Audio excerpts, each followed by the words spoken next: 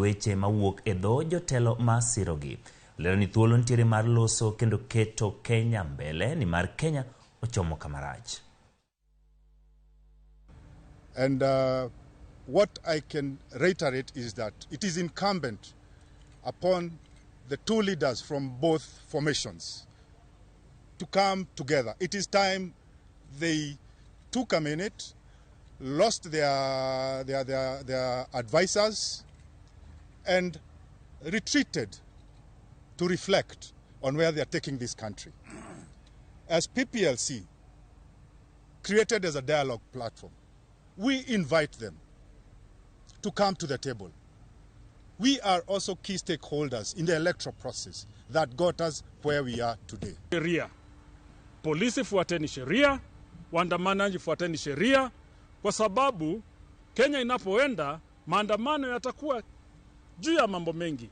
All protagonists come to the table for dialogue on electoral reforms in a bid to find a lasting solution to the endemic problems.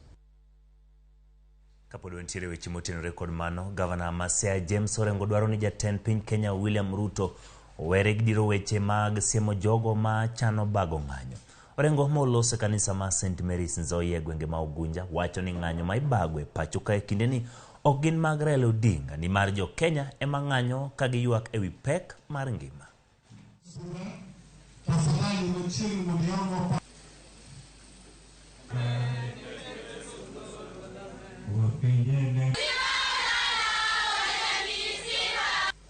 Mheshimiwa Maukwala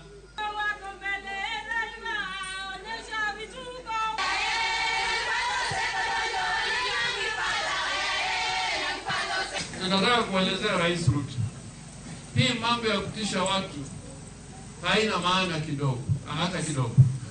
Kama kuna shida tupate suluhu, tutatue. Kama Wakenya wanalia kwamba bei ya bidhaa zimeenda juu, suluhu si rungu, ni wakina mama ndio wanalia, si Raila Amolo Odinga. kama ni rais ambao ni mcha Mungu asikie mlio ya wananchi. Wananchi ndio wanaumia. Na wanasema bidhaa ziende nini? Si Raila Odinga. Suluhu si kutuma polisi, suluhu si kupiga watu, suluhu si kuweka watu kwa jela. Ng'anyo mochan tich adek tich ang'wen kod tich abich jumani kod kweth mar Azimio la Umoja One Kenya Alliance biro dhi nyime kaka ne ochan. Riwruog siasa mar Azimio yango mae romo mar jod bura mage manochwe kom kod ogaye mar Raila Amolo Odinga kane gikwayo jatend piny Kenya William Ruto kod tende mondo wit oko chik mar omenda kod duoko piny nengo mar ngima kabine giseo piny owacho kuom tiyo gi teko mokadho tong' e kinde ng'anyo ka gikwayo riwruoge pinje maoko mondo med menyo kaka ng'anyo timore ahinya to mago mochan jumani. That we are here to confirm that the peaceful protests are planned for Wednesday, Thursday, and Friday this week are on, as earlier declared by our leaders. These protests will go on in line with Article 37 of our Constitution. It's clear that Kenya Kwanza is struggling on all fronts. We call on Kenyans to wake up to the reality that we are on our own and we have to fight for ourselves.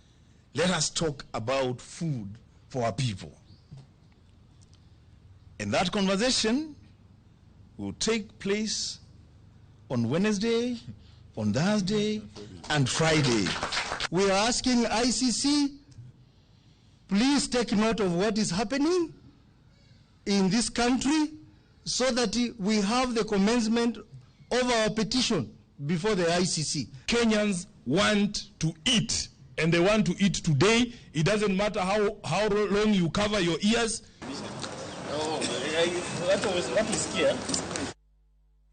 Kaudhi weche mag dowe othuolo jadolo Bishop Gilbert Deya mayandi tudo gi ketho mar kuo mar nyithindo. Doho ma Nairobi yango ni jomin bura ne ok opedho neno moromo tudo Dea kod kethogo mag kuo mag nyithindo abich. Dea ne tudo gi ketho tieng' dibich mag kuo mag nyithindo abich ma tudo ni gimepen tudo ni piny mar higni 14 e kind higa mag 2002 kod 2004 e kar dak ma Mountain View e boma ma Nairobi. E higa mag 2017 Dea ne oduoke pacho ka kowuok e piny Ingereza mondo mi ne winj buche. Inode bende yande itudo gi ketho maket kod mago, to kata kamano en bende yande osewe thuolo.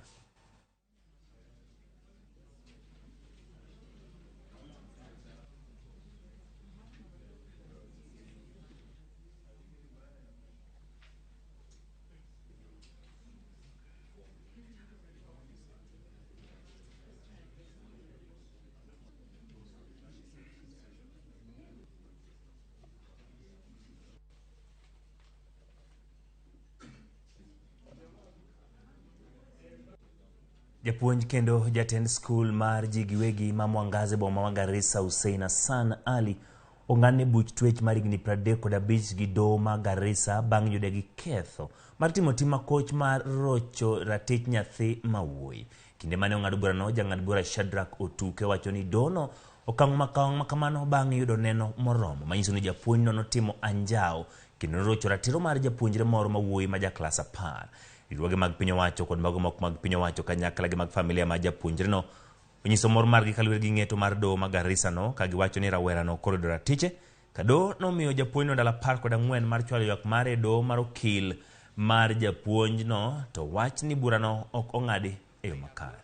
That the accused was armed with a sword at the time while he was committing the offense, and thus the victim feared and obliged due to fear from the threats that the accused may harm or kill him. Indeed, in my view, the accused abused his position to commit the offense.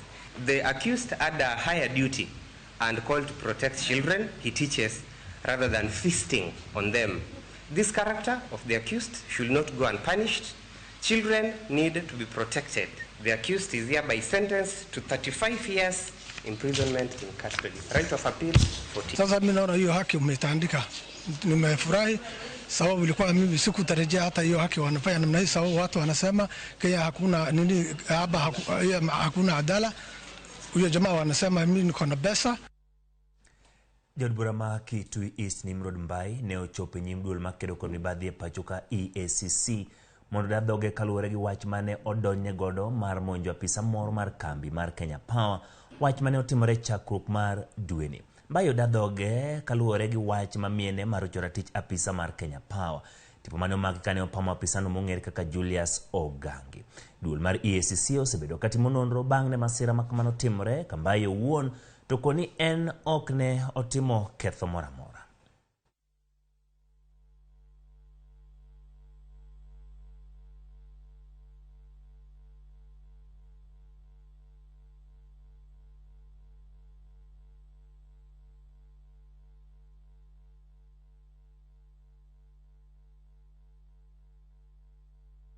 You know, we are Kenyan, we are here. When we go to politics, we know what comes with politics, and we are ready for it to do. As in, you have to fight for your rights. Yeah, you can't get to a point of harassing people or beating people, but a man has to do what he has to do as a man for things to move. So given another opportunity, I'll handle it the same way. And that's me, because I can't change. It's Nimrod. Mary Wanyonyi ochamo muma kaka jakom mar duol mochung'ne rango pok mar omenda kod mwandu e kind piny owacho mamalo kod mag counties. Wanyonyi ochamo muma e nyasi ma hotel gi ogai mar doho Martha Koome e log tich mar doho maduong' mogik. Wanyonyi osingo mar tiyo tije yo mar ratiro kendo neno ni oluwore gi chike mag tayo apise kod katiba. Koome bende ojiwo Wanyonyi ni oluwore gi chike e chenro mag duto.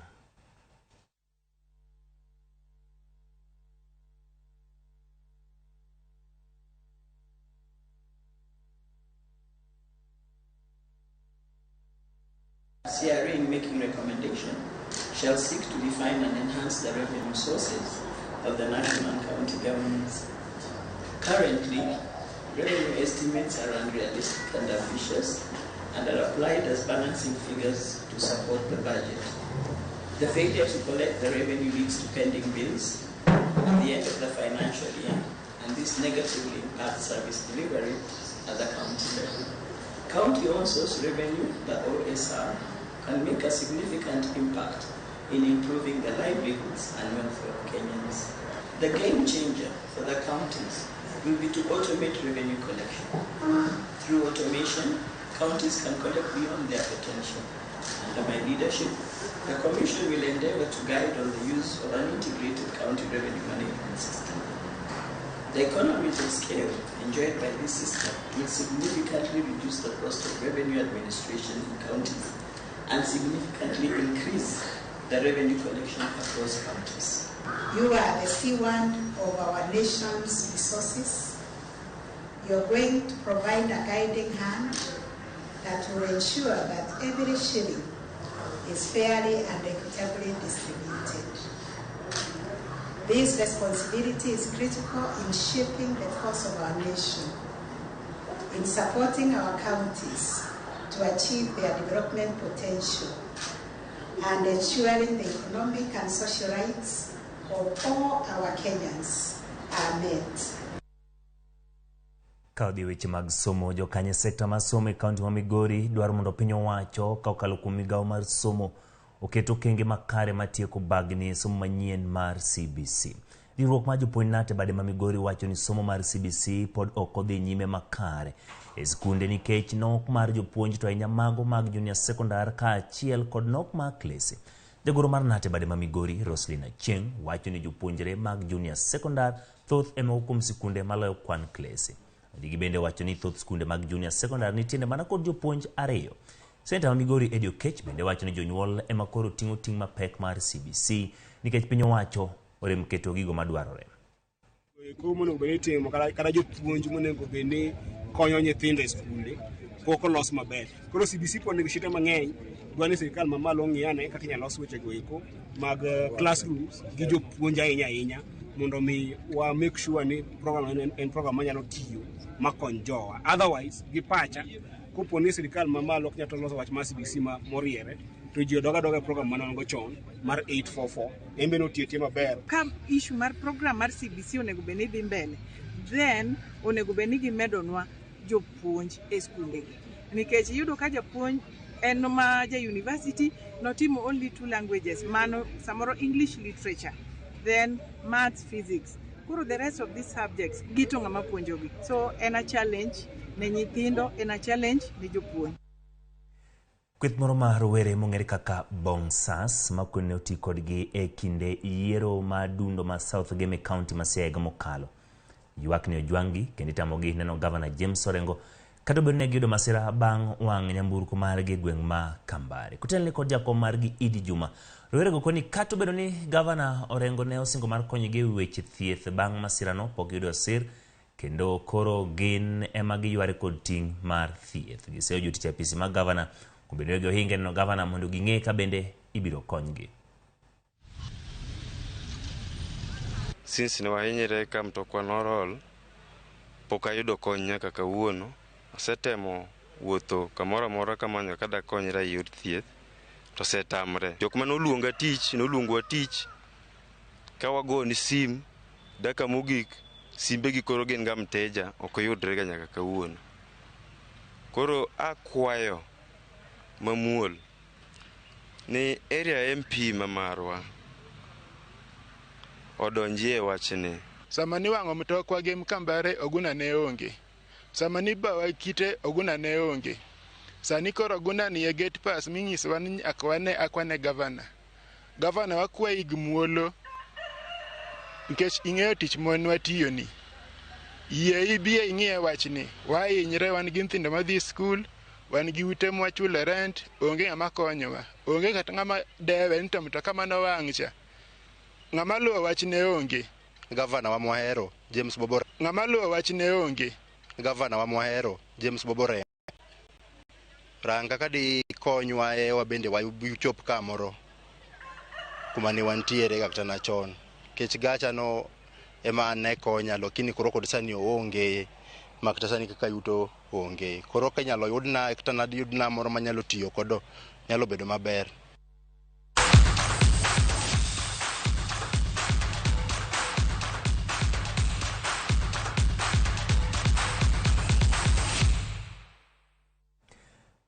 Wadhi pap club ma Inter Miami norwako jatugo Lionel Messi otieno manyoro e lap ma Fort Lauderdale ma Florida kuma jwara ma club no